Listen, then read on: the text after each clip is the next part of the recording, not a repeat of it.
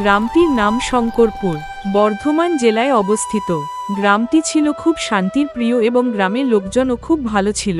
ওই গ্রামের বাচ্চারা ছিল খুব গল্পপ্রিয়, তাদের গল্প শোনাতো ঠাকুমা, তিনি কিন্তু অনেক রকম গল্পও জানত, আর বাচ্চারাও বসে থাকতো তার গল্প শোনার অপেক্ষায়।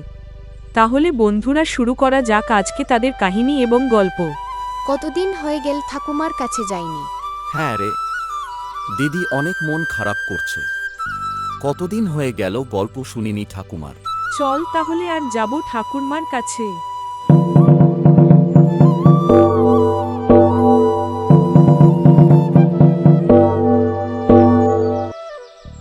মা, আমরা আসছি, টাটা। সাবধানে যাবি সব।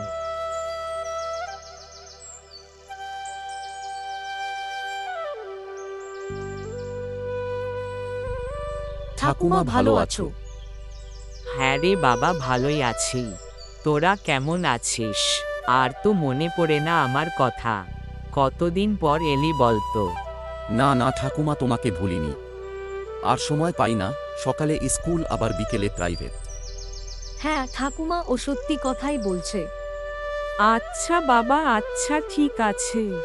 তাহলে এবার বল, আজ তোরা কি গল্প শুনবি?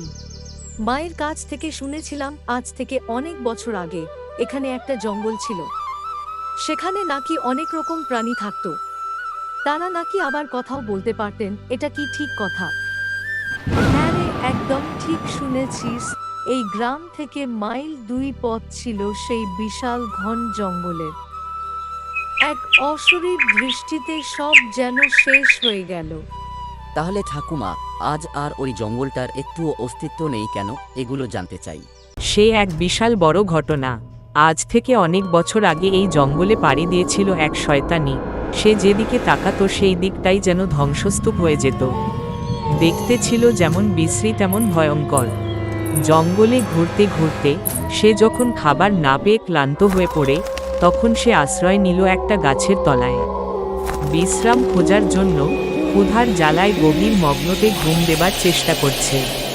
খানিক বাদে গ্রামের এক কৃষক সেই রাস্তা দিয়ে রওনা হচ্ছিল। সে দীর্ঘ রাস্তায় পাড়ি দেবার জন্য অনেক তৃষ্ণার্ত বোধ করছিল।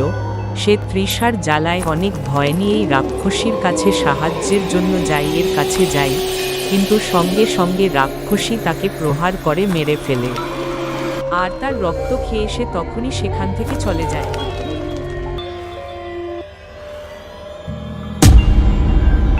পরের দিন সকালে গ্রামবাসীরা তার মৃতদেহ রাস্তার ধারে দেখতে পেয়ে চমকে ওঠে এবং সবার মধ্যে একটা ভয়ের আবরণ সৃষ্টি হয়।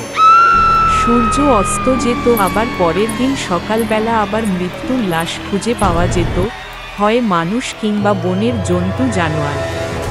মানুষজন ভয়েতে কি করবে ভেবে উঠতে পারছিল না।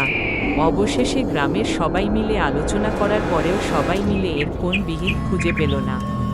অবশেষে তারা ঠিক করল মন্দিরের সাধু বাবার পরামর্শ নেবেন। গ্রামের শেষে পোড়ো বাড়ির পাশে এক অঘরী বাবা থাকতেন। গ্রামবাসীরা সবাই তার কাছে যাওয়ার জন্য প্রস্তুত হয়েছে।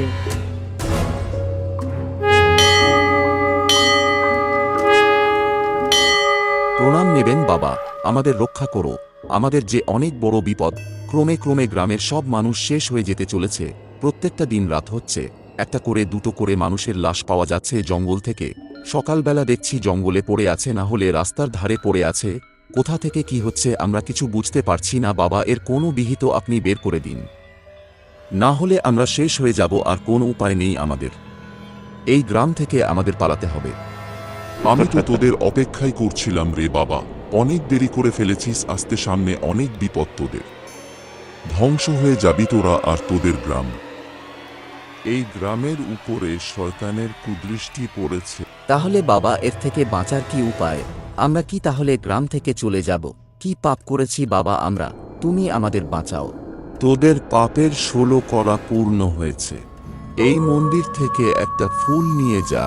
রাতের বেলায় গিয়ে যদি ওই রাক্ষসের গায়ে ছোঁয়াতে পারিস তাহলে তোদের গ্রাম পাপ মুক্ত হবে, আর সেটা যদি না পারিস তাহলে তোরা ধ্বংস হয়ে যাবি। আর মনে রাখিস যে পুণ্যবান লোক একমাত্র তার হাতেই ফুলটা কার্যকরী হবে।